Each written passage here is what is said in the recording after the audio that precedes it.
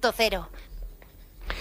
La Dirección de Enfermería del Hospital Universitario de Son Espases ha puesto en marcha la campaña Prevenir es Cuidar, una iniciativa que dedicará cada uno de los meses de 2018 a un tema distinto sobre la prevención en el entorno hospitalario, con el objetivo de sensibilizar a los profesionales que forman parte de su estructura.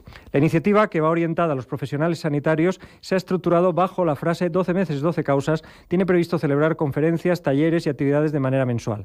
Actividades que irán cada vez enfocadas a los 12 temas. Además, los impulsores del proyecto también realizarán un vídeo que presentará de manera visual el tema escogido para cada una de estas 12 causas. Los temas son, en enero, que ya ha transcurrido, la correcta administración de la medicación; en febrero, la identificación del paciente; en marzo, la promoción del sueño y del descanso; en abril, la prevención de caídas; en mayo, la continuidad de los cuidados; en junio, la prevención de la desnutrición; en julio, el fomento de la autonomía del paciente; en agosto, tener cuidado con la evidencia; en septiembre, la prevención de las infecciones; en octubre, la reducción del dolor; en noviembre, la prevención de las úlceras por presión, las famosas UPP, y de las heridas; y en diciembre, contenciones cero. Esta mañana, en la que retomamos en Salud y Força de Canal 4 Radio nuestros espacios dedicados a la enfermería, nos acompañan en nuestros estudios para hablar de estos temas Teresa Pou, su directora de enfermería. Muy buenos días. Buenos días. Y Nuria Pou, responsable, sabía que me tenía que equivocar, me estamos bromeando. Repetiré, Teresa Pou y Nuria Pou, responsable del reto de febrero. Hola, buenos días. Les voy a llamar Teresa y Nuria, y así no volveremos a hacer Mejor. el chistecito. Teresa, empezamos, si le parece, por un resumen de estos 12 meses, 12 causas, 12 temas de estudio y desarrollo, muy enfermeros todos. Ya sé que su carrera es mucho más que esto, pero viendo lo que hemos enunciado, aquí hay para hacer una carrera universitaria o dos, ¿no? Pues sí, la verdad es que son objetivos, causas en los que queremos...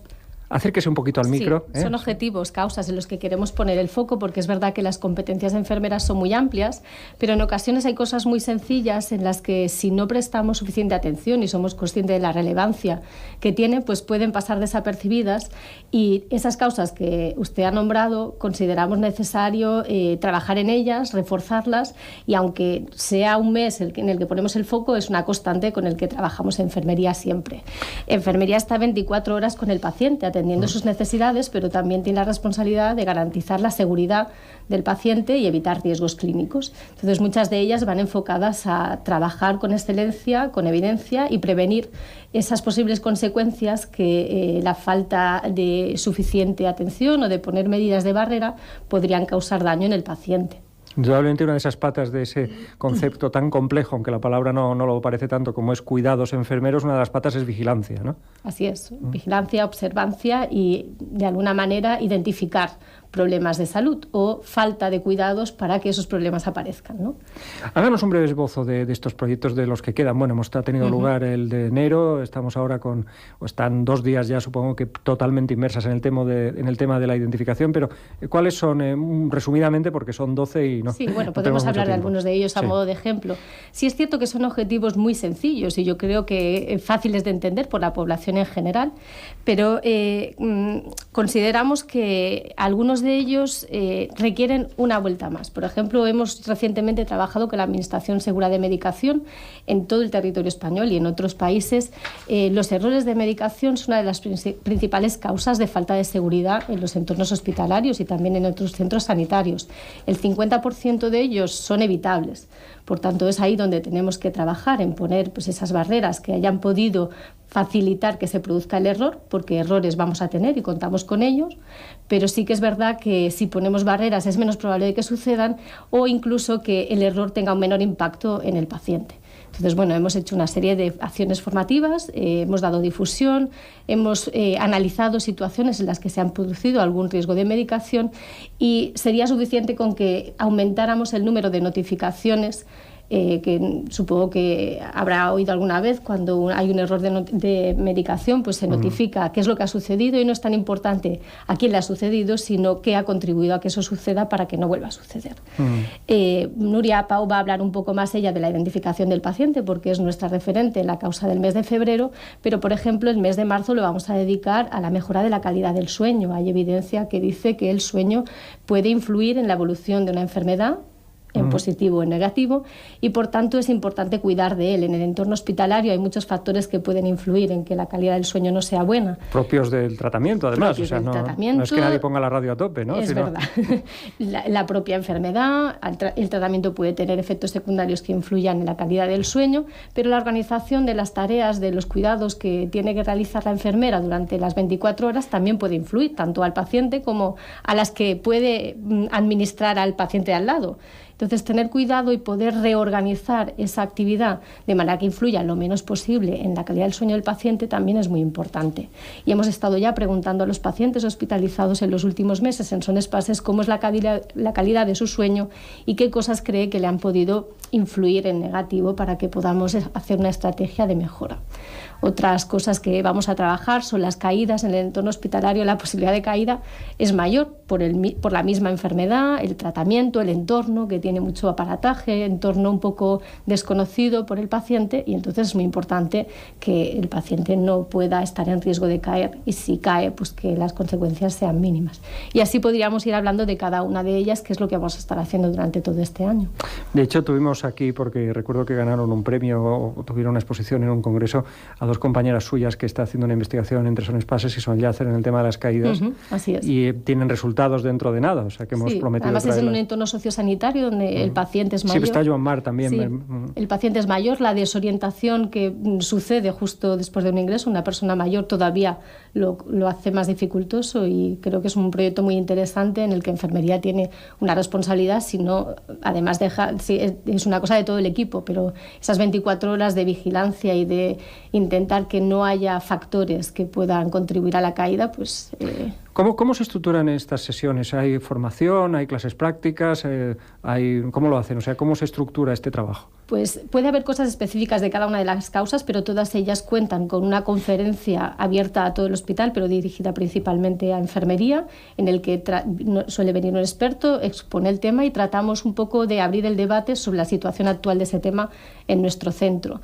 También hemos hecho un vídeo porque el factor audiovisual es de mayor impacto. Siglo XXI. Para cada siglo XXI, en breve, y llegas un poco a muchísima más gente, ¿no? Entonces, cada una de las causas cuenta con un vídeo explicativo, remarcando la esencia de cada una de ellas, y en algunas de las causas hemos podido recoger información, datos objetivos, para poder comparar la situación previa y posterior a esa campaña, porque creo que todo esfuerzo de inversión pública debe ser medida y ver cuáles son los resultados al final de ese esfuerzo que estamos haciendo todos.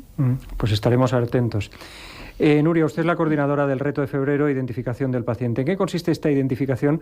Que suponemos que, como tantas cosas, a mí me llama mucho la atención en enfermería, que hay cosas que son palabras aparentemente muy sencillas, detrás de la cual hay 200.000 horas de estudio y de trabajo, ¿no? Porque cuidados, te cuidan, sí, te cuidan. ¿En qué consiste la identificación? Es un poquito más que saber quién es quién, ¿no? Por supuesto.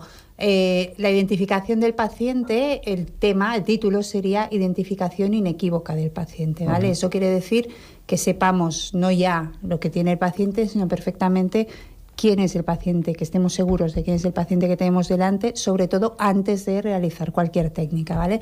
Entonces, en el hospital y en todos los entornos sanitarios, la identificación inequívoca tiene dos partes. Una, la identificación con una pulsera, que es la nuestra sería esta, que consta de nombre y apellidos del paciente y el número de la historia clínica. Cuando el paciente ingresa ya se imprime una pulsera y se le coloca, y si viene a urgencias, aunque no quede ingresado también, de esa manera de tener seguridad de que vamos a hacer las cosas al paciente correcto, ¿no? Pero la segunda parte, que es la que a veces olvidamos un poco, es que antes de cualquier técnica, antes de cualquier procedimiento, prueba diagnóstica, un simple análisis o una administración de medicación, hay que comprobar quién es el paciente que tenemos delante. Entonces, la campaña nuestra se hacen acciones rutinarias de valorar en una incidencia determinada cuántos pacientes llevan la pulsera, pero vamos a hacer mucho hincapié en que no es solo ponerle la pulsera al paciente, sino que es cómo tengo que asegurar la identidad del paciente antes de realizarle cualquier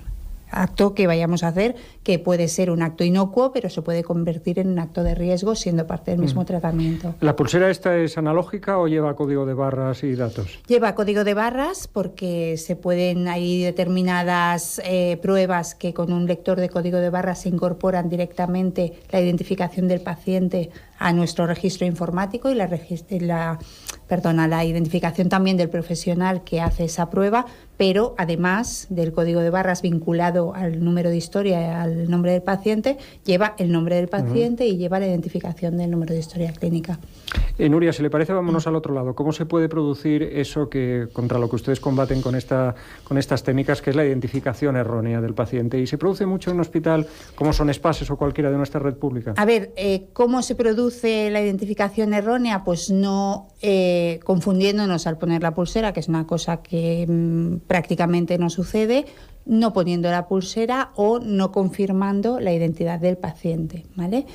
Por otro lado, si se produce mucho o no, es una pregunta de mal contestar, porque partimos de la base que los errores que conocemos salen de la notificación de los propios profesionales y nuestra cultura no está encaminada a eso, porque pensamos que es punitivo el acto de notificar, ¿no? Que si yo notifico, aunque sea de forma anónima, me va a caer una represalia, ¿no? Y no es así. Vamos a transmitir, o estamos transmitiendo ya desde hace tiempo, desde la Dirección de Enfermería, desde Caridad y desde todo ámbito que se pueda, que notificar es informar para mejorar, ¿no? Que a partir de los datos que tenemos podremos saber qué es lo que pasa exactamente, podemos hacer análisis, hay mucha metodología de análisis que estamos siguiendo para poner medidas para que no vuelva a pasar. Entonces, claro, como partimos de la notificación de los profesionales, solo sabemos lo que pasa, que es no podemos compararlo con nada porque es una información muy puntual, los registros son complejos y actualmente solo tenemos registro de notificación de incidentes asociados a la medicación, ¿no? Entonces lo otro sí que se notifican a nivel de compañeros, pero no hay un registro porque no hay suficiente casuística para ello. Pasa que hay mucha información, países que están muy acostumbrados a notificar, como puede ser Estados Unidos o puede ser Inglaterra, que tienen un sistema de salud muy potente, hablan de que a un paciente cuando entra en un hospital puede tener efectos adversos o tendrá efectos adversos entre un 12 y un 15% de los pacientes que ingresan por cualquier cosa, ¿no? Entonces, ni lo hacemos mejor ni peor. Hay incidentes relacionados con el ingreso en todos los sitios del mundo. Quien diga que no tiene, no es verdad, es que no los notifica. Claro, es que yo supongo que el meollo de esto es que los errores no se producen por mala praxis, porque la enfermera esté dormida o porque la enfermera esté pensando en sus cosas, sino porque hay unas razones técnicas que hay que mejorar y que llevan a que se produzca ese error, ¿no? Por ejemplo, hay un grupo de pacientes de riesgo, entre comillas, pacientes que estén desorientados, pacientes que estén inconscientes, un paciente que esté ingresado al lado del otro con unos apellidos muy comunes o iguales, ¿no? Que aquí hay muchos apellidos muy frecuentes aquí en las islas, Pou y Pau, por ejemplo, pero hemos llegado a tener pacientes que tienen los dos apellidos casi iguales, ¿no? Entonces, bueno, tomar conciencia de ello. Las medidas que se hacen en esta campaña en todas es hacer una parada y que la gente sea consciente, ¿no? Porque hay muchas veces que el trabajo que tenemos es rutina, que tenemos que hacer una serie de cosas en un tiempo determinado y queremos cubrirlo todo, ¿no? Entonces, voy a pararme y voy a ser consciente del riesgo que puede conllevar mi trabajo si no lo hago con toda la atención posible. Y aparte de estos incidentes a pacientes concretos, pues desorientados, tal, que son los de mayor riesgo, como si dijéramos, una serie de prácticas que queremos cambiar, como no llamar a los pacientes por el nombre, sino por el número de cama o por el número de habitación, ¿no?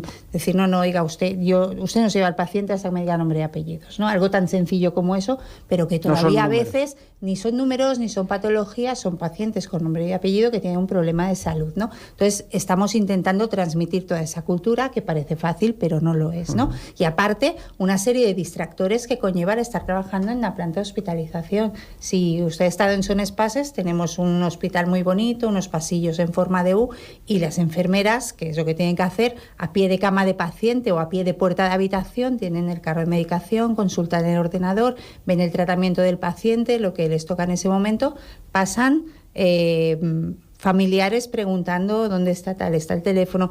no tiene nadie la culpa de nada, porque la culpa no es la palabra que toca en este momento, pero sí que hay una serie de distractores y una serie de evidencias que se sabe que se pueden mejorar para minimizar todo lo otro.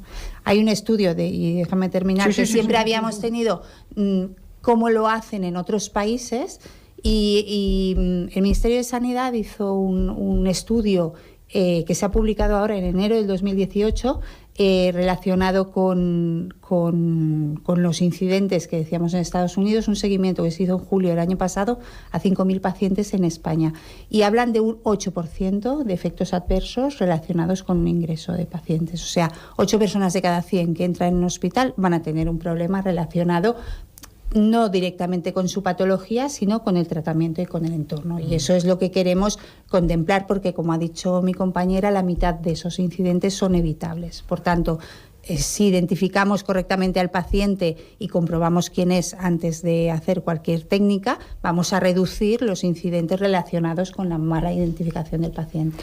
De hecho, antes ha comentado que están estableciendo, ustedes ya lo saben porque son profesionales de ello, pero están haciendo hincapié y reestudiando lo que tiene que hacer una enfermera cuando se enfrenta, la palabra enfrentar, vamos a ver, en su tono amable, ¿no?, en su tono profesional, cuando se enfrenta a un paciente. Yo le quiero preguntar por esto. Cuando una enfermera coge el carrito de medicación, suponiendo que sea un caso de medicación o una cura, lo que le tenga que hacer al paciente, ¿qué tiene que tener en la mente para no equivocarse en ese sentido? Mira, no equivocarse, no, que no haya un error, que la culpa no tiene por qué ser de la enfermera. Mezclando preguntas, ¿no?, o anticipándome a la siguiente, una de las acciones que hacemos este mes, os he traído para que veáis, pues todavía es novedad esto que no ha salido, unos pósters que vamos a difundir. Pues esta era la siguiente. Y vamos a colgar en todas las unidades de enfermería, en plan esquema, ¿no?, porque si hay mucha letra la gente tampoco lee, cuándo tengo que hacer una identificación correcta, cómo y qué es lo que no tengo que hacer, ¿no? Entonces, el cómo sería la respuesta a esta pregunta que me dice. Identificarme yo como profesional sería lo correcto cuando me presento delante de un paciente, antes de hacer cualquier cosa, aunque sea a decir buenos días, ¿no? Identificarme yo como profesional, preguntarle al paciente el nombre y apellidos, no decirle, ¿usted es Joan Riera? Porque hay pacientes que les da cosa estar ingresados, que están desorientados y van a decir que sí, sin saber a lo que les pregunto. Con lo cual esto también... Claro, lo tienen en cuenta ustedes, esto es curioso. Claro, sí. Hay gente que sí, hay gente que no. Claro, entonces, hay que preguntarle al paciente, ¿usted cómo se llama? Habrá gente que no ha caído en ello. Entonces, ahí estamos nosotros para explicárselo con estos pósters y con las otras medidas. Asegurarte, igual que... Hay muchos trabajos de enfermería que se hacen a la vez, ¿no? Y la valoración del paciente es una cosa que haces cuando dices buenos días, ¿no?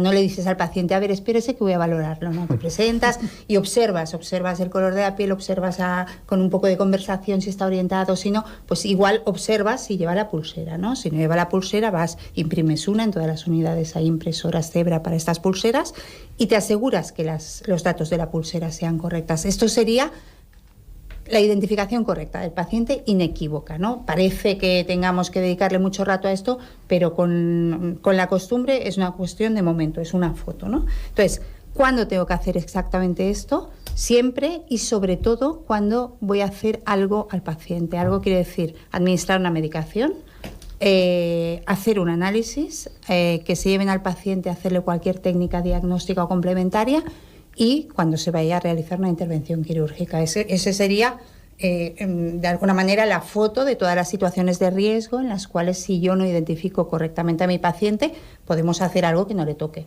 a él y a otro, porque si yo me equivoco de medicación, me estoy equivocando con la medicación de otra persona, y si no me doy cuenta, me estoy equivocando doblemente, ¿no? Efecto mariposa de estos. Exacto. Y lo que no hay que hacer nunca, que también lo hemos querido recargar, hacer servir el número de habitación o de la cama del paciente, pensar que el paciente nos va a corregir si estamos diciendo su nombre mal. Podemos caer en el paciente de antes que está desorientado, o que le da miedo las batas blancas y no se atreve a decir, oiga, que no soy fulanito Pérez, ¿no? Confiar que el resto de cuidadores han identificado correctamente hasta ahora. Si damos eso por supuesto y no lo hacemos, igual el resto lo ha hecho mal también. Y otra cosa que no es costumbre, pero puede pasarle a alguien por la cabeza, si has tenido varios ingresos, imprimir varias pulseras a la vez y llevarlas todas para ir repartiendo. Ahí maximizamos las posibilidades de error. Así de simple. Perfecto. Nos queda un minuto y quiero preguntarles, de cara un poco a los profesionales que nos estén oyendo, aunque estoy seguro que el hospital y las webs están llenas de esa información, actos que vaya a haber estas semanas, estos días. Este mes, en nuestra causa, vamos a hacer una charla muy interesante a cargo de Carlos Campillo, que es el responsable de la estrategia de seguridad a nivel de la comunidad y además es consultor de la OMS. Tenemos el gran honor de contar con él en nuestro hospital y va a hacer una charla que una parte será todo esto que yo he explicado muchísimo mejor y con muchos más datos, y aparte nos va a explicar nuevas estrategias de seguridad del paciente en un documento que acaban de presentar al Ministerio, recogiendo cosas que deberían estar contempladas y no lo están, y cosas nuevas que a medida que vamos evolucionando y vamos siendo conscientes de lo que hay que hacer a nivel de seguridad, van surgiendo dudas y nuevas causas para empezar. Perfecto. Pues muchísimas gracias por su presencia, Teresa Pou, su directora de Enfermería del Hospital, y Nuria Pau, responsable de este reto de febrero consistente en la identificación del paciente, y esperamos estar al día para seguir hablando de esto, tanto a través de nuestro periódico como de los medios de comunicación de Salud y Força. Muchísimas gracias. Muchas gracias por la oportunidad de la difusión. A ustedes. Gracias. No